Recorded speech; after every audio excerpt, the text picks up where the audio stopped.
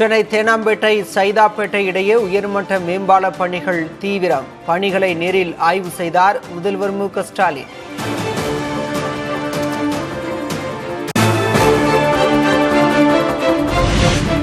சென்னை மாநில கல்லூரியில் 63 கோடி ரூபாய் மதிப்பில் முத்தமிழறிஞர் கலைஞர் அரங்கம். கலைஞர் நூற்றாண்டு பூங்காவில் உயர் கோபுர மரத்தையும் முதல்வர் மு.க.ஸ்டாலின் திறந்து வைத்தார்.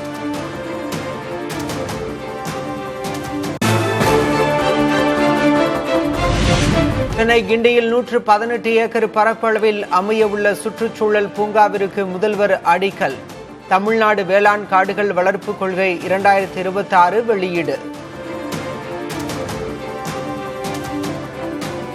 சென்னை கிண்டியில் மாபெரும் சுற்றுச்சூழல் பூங்கா 118 ஏக்கரில் அமைக்கப்பட்டு வருகிறது. தற்போதைய பூங்காவில் புதிதாக அமைக்கப்பட உள்ள கருத்தியல் தோட்டங்கள், குழந்தைகள் விளையாடும் திடல்கள், பறவை திட்டுகள், நீரியல் தோட்டம், புல்வெளிகள், காட்சி மேடைகள், நிழல் நடைபாதைகள், மிதிவண்டி பாதை போன்ற கட்டமைப்புகளுடன் 25 ஏக்கர் பரப்பில் 37 கோடியே 85 லட்சம் ரூபாய் மதிப்பீட்டிலான முதற்கட்ட பணிகளை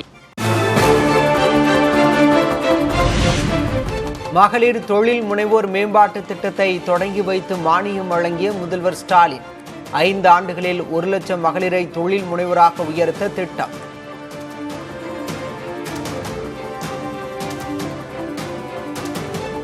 அடுப்பூதும் பெண்களுக்கு படிப்பதற்கு என்ற நிலை மாறி இன்று கல்வி, வேலை வாய்ப்பு, தொழில் தொடங்க பொருளாதார உதவி என அனைத்து விதத்திலும் தமிழ்நாடு இந்தியாவிற்கே எடுத்துக்காட்டாக விளங்குகிறது.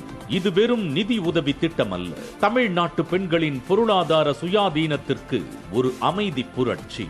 உங்கள் கனவு இனி உங்கள் கைகளில்.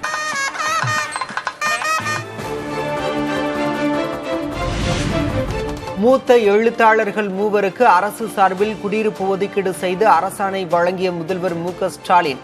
தமிழ் அறிஞர்கள் வே. ஆனைமுத்து, ஈரோடு தமிழன்பன் நூல்களை நாட்டுடைமையாக்கி குடும்பத்தினருக்கு நிதி.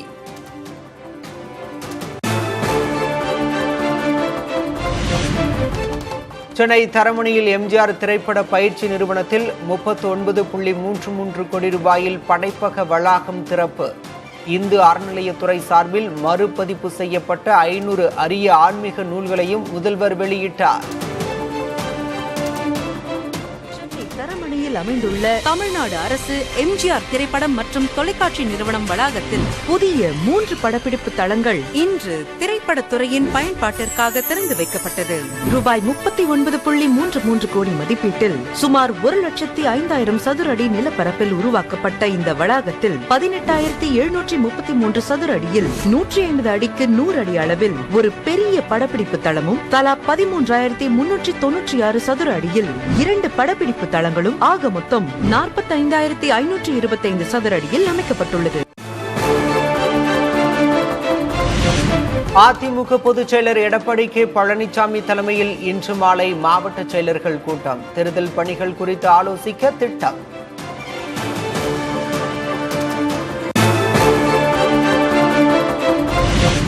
இந்தி திணிப்பு வெறியில் பாஜக எல்லை மீறி செல்வதாக தமிழக முதல்வர் மு.க.ஸ்டாலின் குற்றச்சாட்டு. தமிழர்களின் சுயமரியாதையை சீண்டி பார்ப்பவர்களுக்கு சரியான பாடம் புகட்ட வேண்டும் என்றும் சீற்றம்.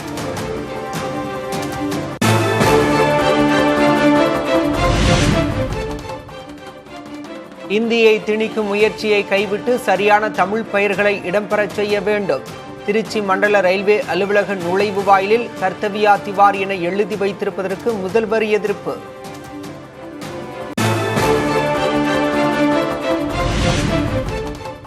இல்லாத இந்தி திணிப்பை எடுத்துக்காட்டு என தந்தை சொல்லிவிட்டா சென்றார். மக்கள் பிரச்சினை பற்றி எப்போது பேசப் போகிறீர்கள் என முதல்வருக்கு அண்ணாமலை கேள்வி.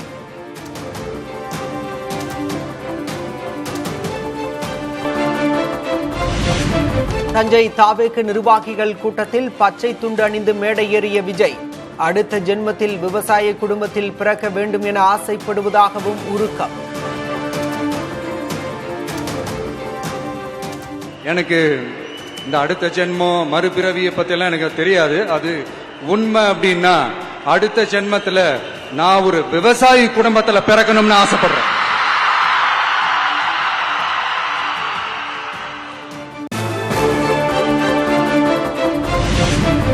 மணல் மற்றும் கனிம வள கொள்ளையால் தமிழகத்தில் தண்ணீர் திவாலாகும் நிலையில் உள்ளதாக விஜய் குற்றச்சாட்டு. டெல்டாக்காரன் என சொன்ன முதல்வர் விவசாயிகளுக்காக என்ன செய்தார் என்றும் கேள்வி.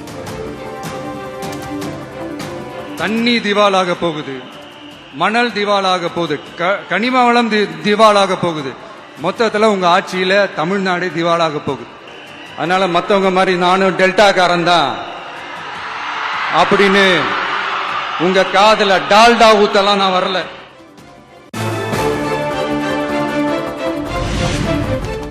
பாஜகவுக்காக பேசுவதாக தன்னை பற்றி திமுகவினர் திரித்து பேச தொடங்கிவிட்டதாக விஜய் குற்றச்சாட்டு. டெல்லி என கூவுகின்றனர், ரெய்டு வந்தால் டெல்லிக்கு வெள்ளை குடை பிடிக்கின்றனர் என்றும் விமர்சனம். விஜய் பாஜகவுக்காக பேசுறாரு அப்படின்லாம் திருச்சி பேச ஆரம்பிச்சுட்டாங்க. நான் என்ன பேசினாலும் அதை திருச்சி பேசுறது, சென்னையில டெல்லின்னு கூவுறதும், அடிக்கிற கொள்ளைக்கு ரைடு வந்துட்டா டெல்லிக்கு வெள்ளை குடை பிடிக்கிறதும்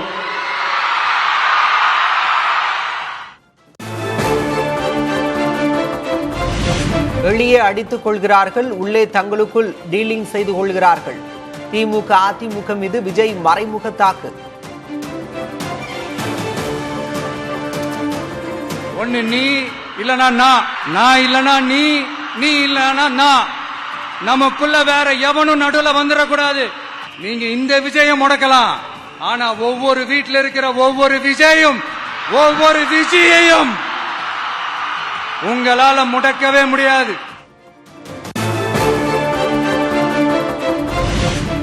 மு.க. ஸ்டாலின் ஆட்சி தொடர்ந்தால் சட்டம் ஒழுங்கு சந்தி சிரிக்கும் என மக்களே பேசும் நிலை உள்ளது. நாங்குநேரியில் நடந்த இரட்டை கொலை சம்பவத்தை சுட்டிக்காட்டி விஜய் விமர்சனம். திருநெல்வேலியில நாங்குநேரியில இப்போ ரீசெண்டா ஒரே லைன்ல சொல்லணும்னா நம்ம நண்பர் ஒருத்தர் ட்வீட் போட்டிருந்தாரு, அதையே சொல்றேன். ஸ்டாலின் தொடரட்டும், சட்டம் ஒழுங்கு சந்தி சிரிக்கட்டும்.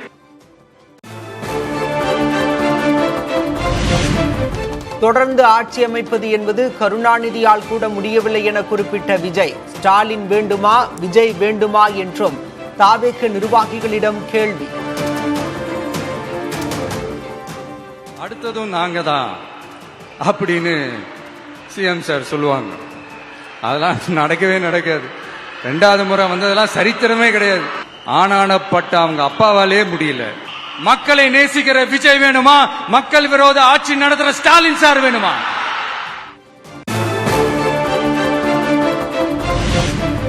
ஜனநாயகன் திரைப்பட பிரச்சனையில் பட்டும் படாமலும் குரல் கொடுத்ததற்காக நன்றி.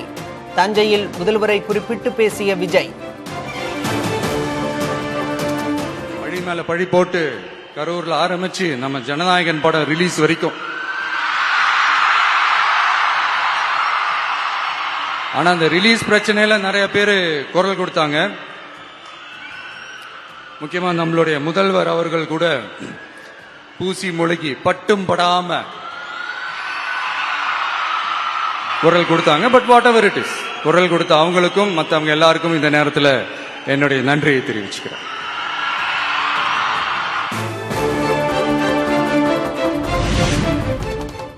தஞ்சை செங்கிப்பட்டி கூட்டத்தில் பல்வேறு தேர்தல் வாக்குறுதிகளை அளித்த தாவேக தலைவர் விஜய், பயிர்க்கடன் தள்ளுபடி, உரத்தட்டுப்பாடு தடுக்கப்படும் என விவசாயிகளுக்கு வாக்குறுதி. 5 ஏக்கர் வரை நிலமுள்ள விவசாயிகள் வேளாண் கூட்டுறவு வங்கிகளில் வாங்கிய பயிர்க்கடன் முழுமையாக ரத்து செய்வதற்கும், 5 ஏக்கருக்கு மேல் உள்ள விவசாயிகள் வேளாண் கூட்டுறவு வங்கிகளில் வாங்கிய பயிர்க்கடன் 50% வரை ரத்து செய்வதற்கான சாத்திய கூறுகளை ஆராய்ந்து உறுதியாக நடவடிக்கை எடுப்போம்.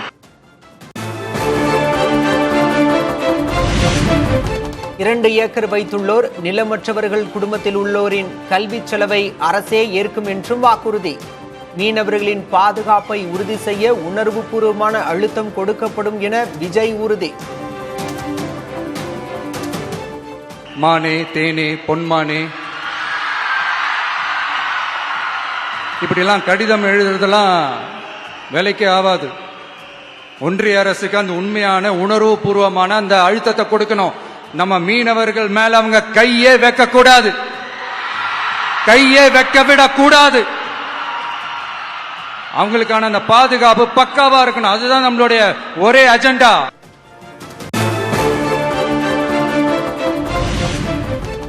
விஜயின் வாகனத்தை பின்தொடர்ந்து சென்று விபத்தில் சிக்கிய இளைஞர்கள் தடுப்புகளை தாண்டி முண்டியடித்து சென்றபோது கீழே விழுந்த தொண்டர்கள்.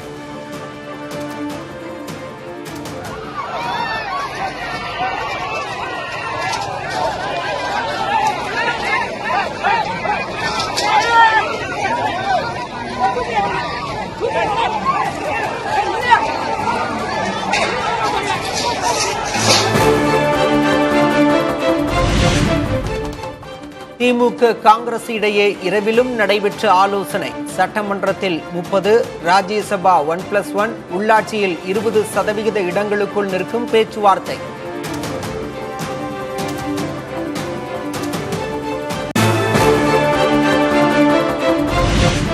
ஓரிரு தொகுதிகளுக்காக திமுக காங்கிரஸ் கூட்டணி பிளவுபடுவதா? ப. சிதம்பரத்தின் சுமூக பேச்சுவார்த்தையை தொடர்ந்து இழுபறிக்கு முடிவு என தகவல்.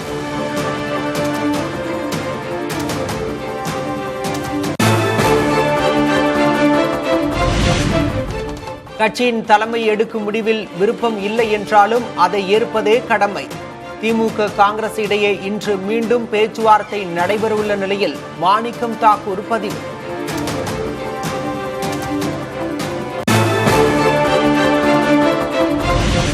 தொகுதி பங்கீடு தொடர்பாக திமுக மற்றும் மக்கள் நீதி மய்யம் இடையே பேச்சுவார்த்தை. தொகுதி எண்ணிக்கை, போட்டியிடும் சின்னம் குறித்து பின்னர் முடிவு செய்யப்படும் என அறிவிப்பு.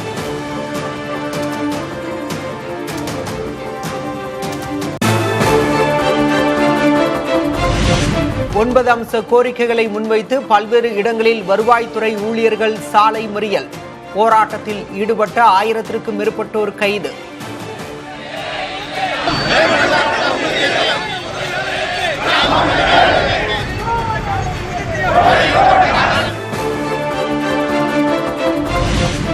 இஸ்ரேல் தாக்குதலில் கொல்லப்பட்ட 100க்கும் மேற்பட்ட ஈரான் சிறார்களின் இறுதி ஊர்வலத்தில் ஆயிரக்கணக்கானோர் பங்கேற்பு.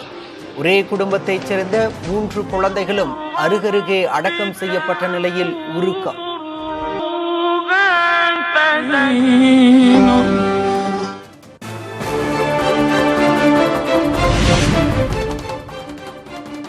தாக்குதலில் கொல்லப்பட்ட ஈரான் தலைவர் காமெனியின் உடலை அவரது சொந்த ஊரில் அடக்கம் செய்ய ஏற்பாடு. மஷாத் நகரில் நடைபெறும் இறுதிச் சடங்கில் பல்லாயிரக்கணக்கானோர் பங்கேற்க உள்ளதால் பலத்த பாதுகாப்பு.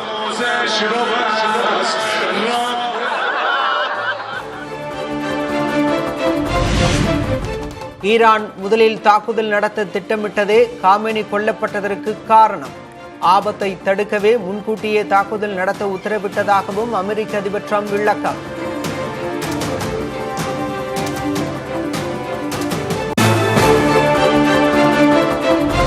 நீண்டகால போருக்கு தயாராகவே இருப்பதாக ஈரான் பாதுகாப்பு அமைச்சகம் திட்டவட்டம்.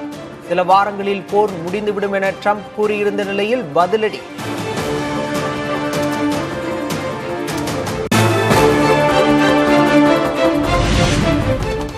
போரில் கொல்லப்பட்ட அயதுல்லா காமெனியின் மகன் முஜ்தபா ஈரானின் புதிய உயர் தலைவராக தேர்வு செய்யப்பட்டுள்ளதாக தகவல். ஈரான் சிறப்பு படைக்கு நெருக்கமானவராக இருக்கும் முஜ்தபா.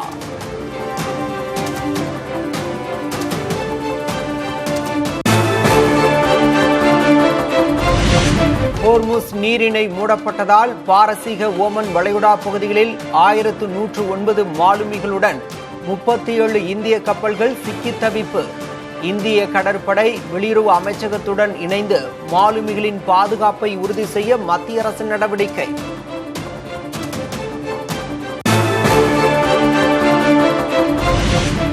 வளைகுடா நாடுகளுக்கு மீன்பிடி தொழிலுக்காக சென்று போர் பதற்றத்தில் சிக்கி தவிக்கும் கன்னியாகுமரி மாவட்ட மீனவர்கள். மத்திய மாநில அரசுகள் நடவடிக்கை எடுத்து சொந்த ஊர் அழைத்து வருமாறு உறவினர்கள் கண்ணீர் மல்க கோரிக்கை.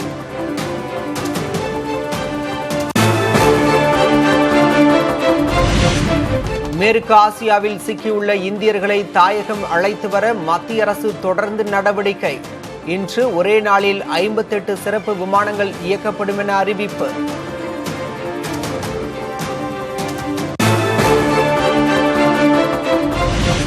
அமெரிக்க டாலருக்கு நிகரான இந்திய ரூபாய் மதிப்பு வரலாறு காணாத சரிவை கண்டு 92 ரூபாய் 18 காசை தொட்டது. சென்செக்ஸ் வர்த்தக தொடக்கத்தில் 1700 புள்ளிகள் வீழ்ச்சி.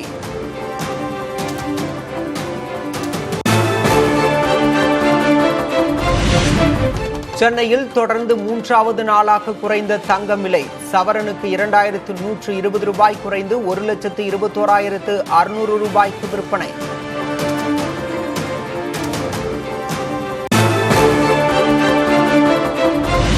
வெள்ளி விலை கிலோவுக்கு 20,000 ரூபாய் குறைந்தது.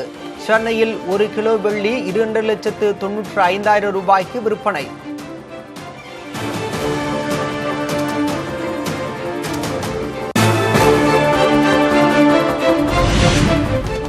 ரஷ்யாவிடமிருந்து மேலும் 5 S-500 வான் பாதுகாப்பு அமைப்புகளை வாங்கும் இந்தியா.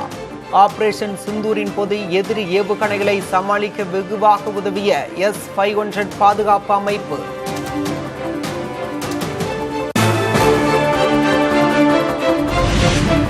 வட இந்திய மாநிலங்களில் வண்ணங்களின் திருவிழாவான ஹோலியை உற்சாகத்துடன் கொண்டாடும் மக்கள். வண்ண பொடிகளை ஒருவர் மீது ஒருவர் வீசி மகிழ்ச்சி.